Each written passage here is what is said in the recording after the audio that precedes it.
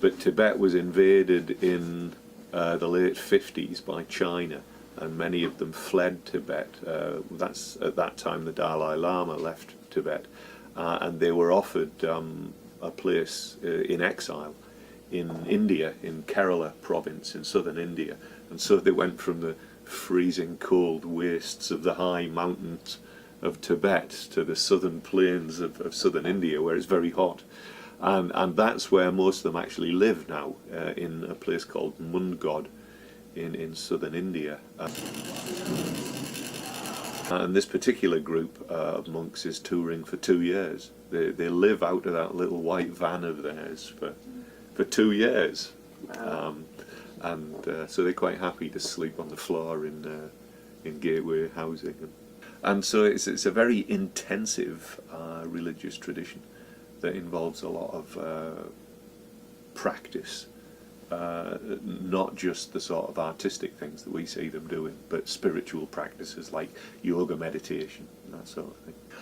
As I'm teaching religion, I try to expose my students to, living representatives of the world's religious traditions. So I take a van down to the Hindu temple in North Hills, Pittsburgh, and I bring in usually a rabbi or some member of the local Jewish community, a member of the local Muslim community, but I didn't have any Buddhist resources, so I couldn't expose my students to Buddhists. So when I heard these guys were touring, I thought, well, if I can bring them in every 3 or 4 years, so that every class of students who goes through Westminster gets at least one chance to see them, then that fulfills my requirement to sort of put a human face on the other religious traditions.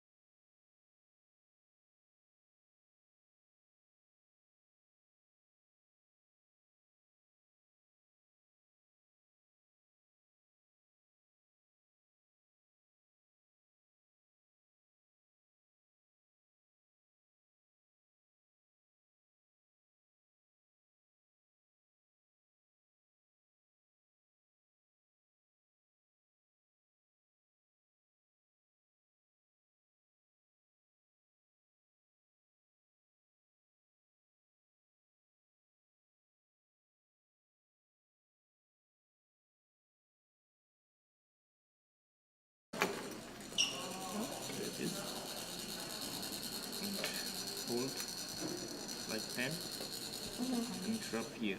And Okay. when they rub vibration, then we come out of this tube. That's This so cool. one. Yeah, you can try.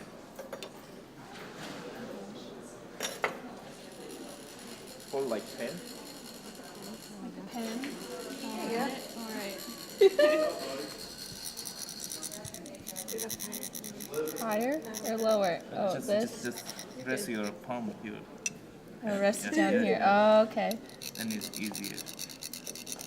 Good. Yeah, you're perfect. Yeah. Yes. Made it perfect.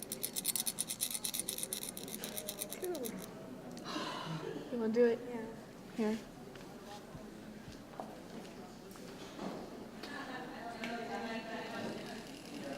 This is so weird.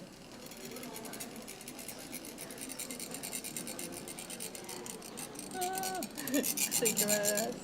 I think I'm just like not moving it very good. Yay!